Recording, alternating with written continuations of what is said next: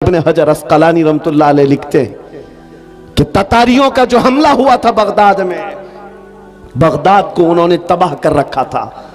ऐसा तबाह किया था कि पूरे बगदाद की सड़कें और वहां की गलियां मुसलमानों के खून से भरी हुई थी।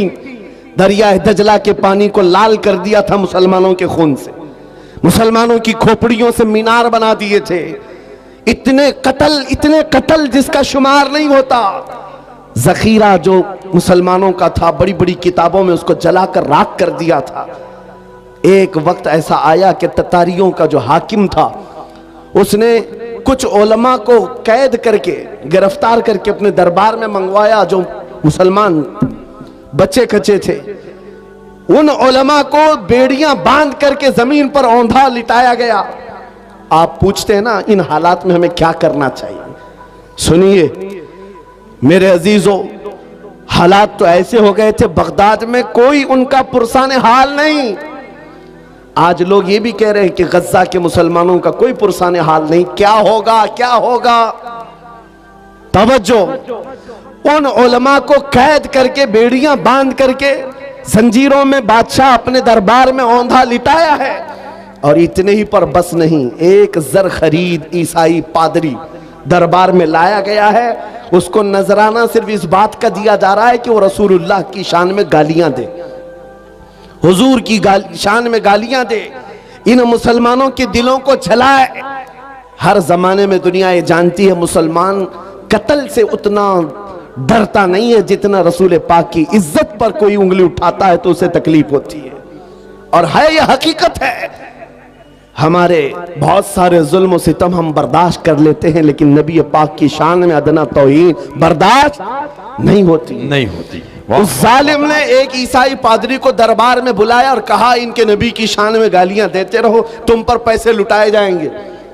और वो गालियां देने लगा। कौन है वहां पर जो हिफाजत करे मेरे नबी के नाम की इज्जत? कौन है, कौन हिफाजत करेगा? जो उलमा थे वो तो जंजीरों पे कैद हैं। कौन है?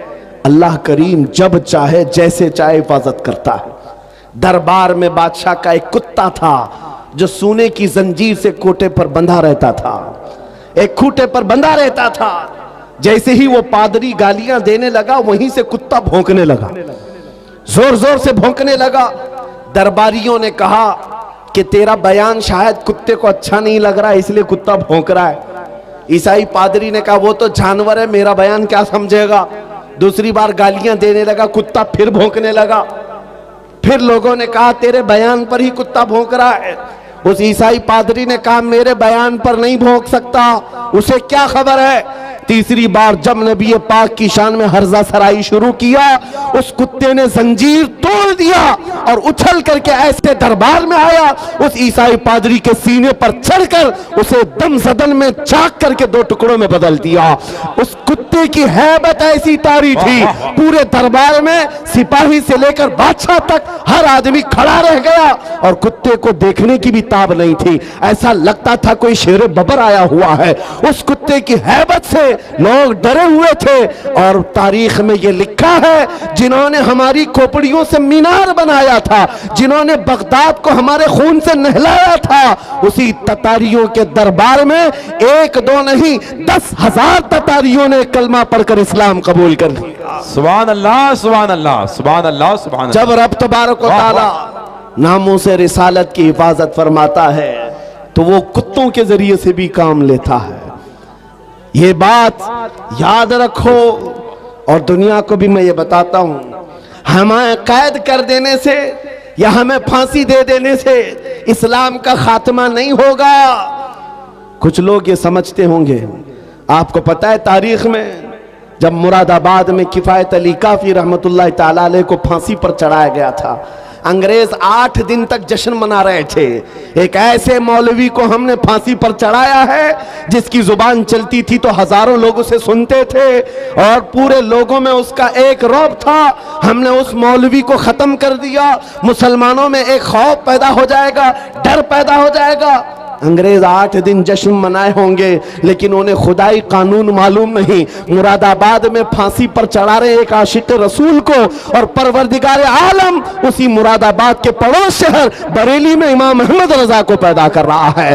वो ऐसा आशिक रसूल पैदा किया, जब वो जवान हुआ तो सिर्फ कलम से नहीं, सिर्फ जुबान से नहीं, बल्कि पूरी तहरीक छेड़ दी। और आज हालत ये है, अंग्रेज एक आशिक रसूल को फांसी पर चढ़ाकर ये समझते थे कि इश्क रसूल का खात्मा हो गया। नहीं, मुमकिन नहीं है। बरेली की जुबान फिर चली है तो ऐसे चली, खित्ता खित्ता आज बोलता है, डाल दी कल्ब में अज़मत मुस्तफा, सैयदी आला हज़रत पे लाखों सलाम।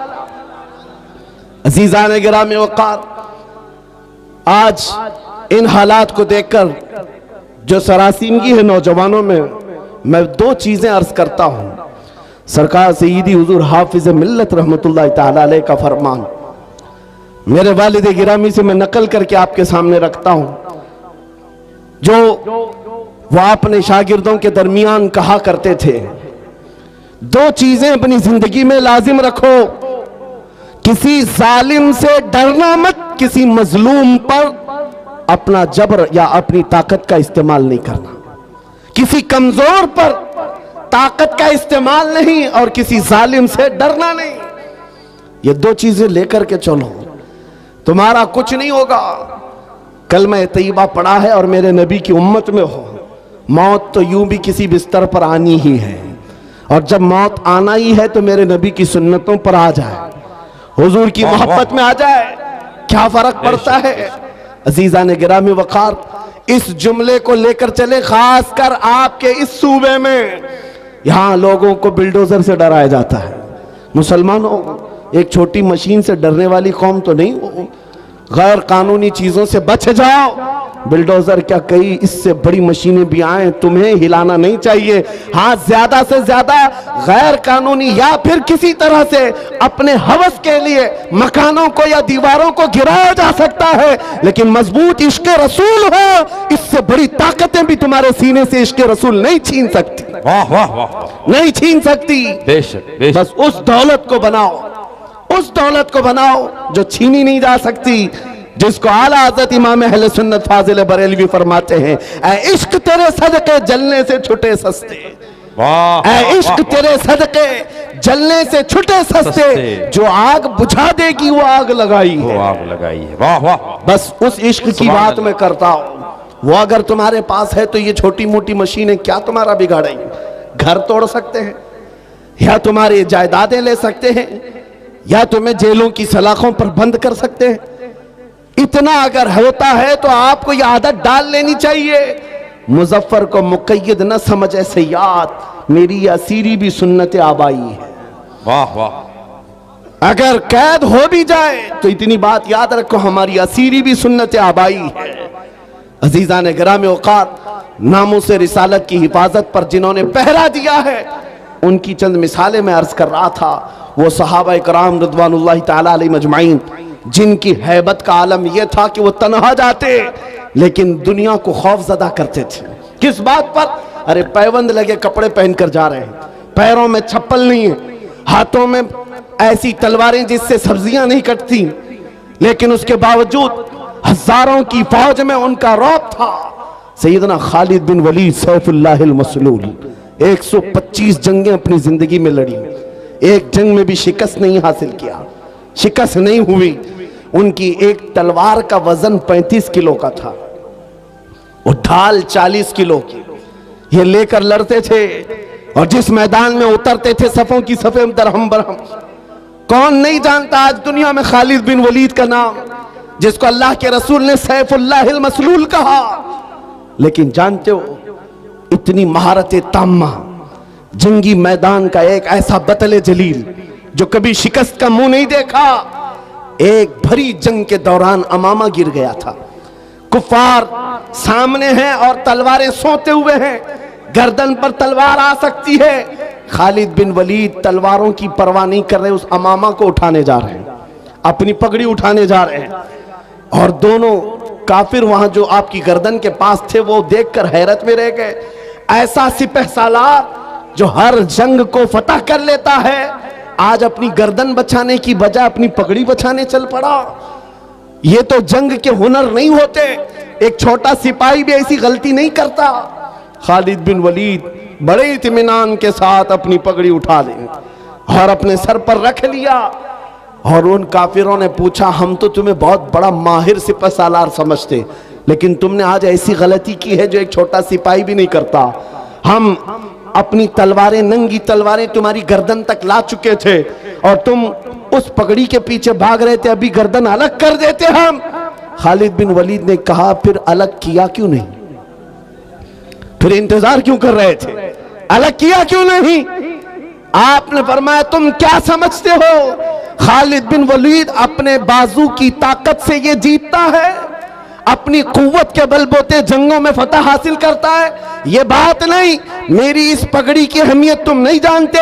इसमें मेरे रसूलुल्लाह के 3 मुँह मुबारक हैं। मेरा ये यकीन है इन मुँह मुबारक की बरकत से अल्लाह मुझे फतह अता करता। सुभान अल्लाह, सुभान अल्लाह, सुभान अल्लाह, सुभान अल्लाह, अल्लाहु अकबर, या रसूल अल्लाह जिंदाबाद। मेरे अजीजों, एक बात याद रखो, दुनिया में जिसने भी हैबत तारी की है वो इश्क रसूल की दौलत से ही तारी किया है। बेशक। वाह। वो खालिद बिन वलीद रज़ी अल्लाह ताला, नबी करीम सल्लल्लाहु ताला अलैहि वसल्लम से कमाल दर्जे की मोहब्बत, हुजूर के आज़ाए मुबारका, बाल मुबारक से इस कदर वालिहाना अकीदत, जिसकी वजह से उनका यकीन था कि मुझे जंगों में फतह मिलती है और कुफार के दिलों में हैबत तारी होती है। आपको पता है, तारीख में आप झांक करके देखें, एक ऐसा खलीफा भी गुजरा है जिसका नाम आज भी लोग लेते हैं, बल्कि यूरोप की सरजमीन पर तो अब उस अजीम जर्नेल का दिन मनाया जाने लगा है, वो सलाहुद्दीन अय्यूबी है। जब बैतुल मुक़द्दस की बात आई है तो हर जगह से सलाहुद्दीन का भी नाम आ रहा है, नाम जुड़ा हुआ है। इटली और डेनमार्क में अब लोग सलाहुद्दीन डे मना रहे हैं। हम नहीं, दुश्मनाने इस्लाम भी कहते हैं ऐसा जर्नेल हमने देखा नहीं तारीख में। इसलिए कि 50-50 हजार लोग कैद होकर आते अगर जंग में, तब भी सबको आजाद करता था, माफ करता था, बड़ा दिल रखता था, बहुत बड़ा दिल रखता था। उस सलाहुद्दीन की बात कर रहा हूं जिसकी ताकत का लोहा पूरी दुनिया मानती रही। सलीबी ताकतों ने लिखा है, एक मैदान ऐसा भी हमने देखा, मुसलमान तारीख निगारों की बात नहीं कर रहा हूं, अंग्रेज तारीख निगार लिखता है, एक मैदान ऐसा भी आया जब 4 लाख सलीबी थे, लेकिन मुकाबले में सलाहुद्दीन के पास सिर्फ 12,000 की फौज थी, फिर भी डटा रह गया। और डटा ही नहीं रहा बल्कि 4 लाख को तितर बितर करके रख दिया। वाह वाह। वो ताकत का लोहा दुनिया मानती थी। उस सलाहुद्दीन की बात मैं कर रहा हूं। ये दौलत कहां से थी सलाहुद्दीन के पास? जो खालिद बिन वलीद को मिली, जो उमर इब्न खत्ताब को मिली रज़ी अल्लाह अन्हुमा, वही सलाहुद्दीन अय्यूबी के पास भी थी। बुर्निस नाम का एक ऐसा ईसाई सिपह सालार था जिसने मुल्के शाम में कुछ मुसलमानों को गिरफ्तार किया जो हज पे जा रहे थे, औरतों को जलील किया, उनको कोड़े मारे, उनका माल लूट लिया। सुनो, जब वो मुसलमान वहां पर किसी के आसरे पर नहीं थे, किसी के सहारे पर नहीं थे, वो बुर्निस उन्हें कोड़े मारता था और कहता था, क्या कहता था? बुलाओ अपने मोहम्मद को, कहां है तुम्हारा मोहम्मद? नाउजुबिल्लाह, हुजूर का नाम लेकर के ताना देता था। तुम बात बात पर मोहम्मद अरबी की बात करते हो, बुलाओ मोहम्मद को। आज मैं तुमको कैद किया हूं, आज मैं मार रहा हूं, कोई तुमको बचा नहीं रहा है। ऐसे जब हालात आ जाएं तो मेरे अजीजों ये मत समझना कि अल्लाह के रसूल की मदद नहीं आती, आती है, इम्तिहानों से गुजारा जाता है। ये वक्त गुजर गया और उन गिरफ्तार मुसलमानों में से कोई एक आकर सलाहुद्दीन के पास ये बात अर्ज किया, बुर्निस नाम का एक ऐसा जर्नेल है ईसाइयों का जिसने मुसलमानों की एक जमात को गिरफ्तार किया और कोड़े मारता था, माल लूटता था और कहता था बुलाओ मोहम्मद को, कहां है? ये उस जमाने की बात है जब सलाहुद्दीन बहुत बीमार थे, बिस्तर पर लग चुके थे, बीमार थे। सलाहुद्दीन को जैसे ही ये बात पता चली, गरज कर कहने लगे, मैं अपनी पूरी ताकत और कुव्वत जमा करूंगा और उसके बाद उस बुर्निस के पीछा करूंगा, 2-2.5 साल गुजर गए, 2.5 साल गुजर गए, बीमार भी थे और इसी बीमारी में अपने लश्कर भेजते रहे। वो वक्त आ ही गया, बकरे की अम्मा कब तक खैर मनाएगी, एक दिन बकरे ही तो आएगी। उस बुर्निस को सलाहुद्दीन की फौज ने गिरफ्तार किया और वो गिरफ्तार होकर जब कैदी बनकर सलाहुद्दीन के पास लाया गया, सलाहुद्दीन अय्यूबी की आंखें शोले बरसा रही थी। अपनी हाथ में तलवार लेकर के आए और पूछा, क्या कहता है बता बुर्निस। बुर्निस कहा, मैं तुम्हारे बारे में जानता हूं, तुम हजारों कैदियों को यूं ही आजाद करते हो। जब जब तुम्हारे पास कैदी आते हैं उनको तुम फिदिया लेकर या छोटी सी बात पर आजाद करते हो। आज भी मैं वही उम्मीद रखता हूं सलाहुद्दीन मुझे आजाद करेगा। सलाहुद्दीन अय्यूबी ने कहा, हरगिज नहीं, तेरा ख्याल बातिल है।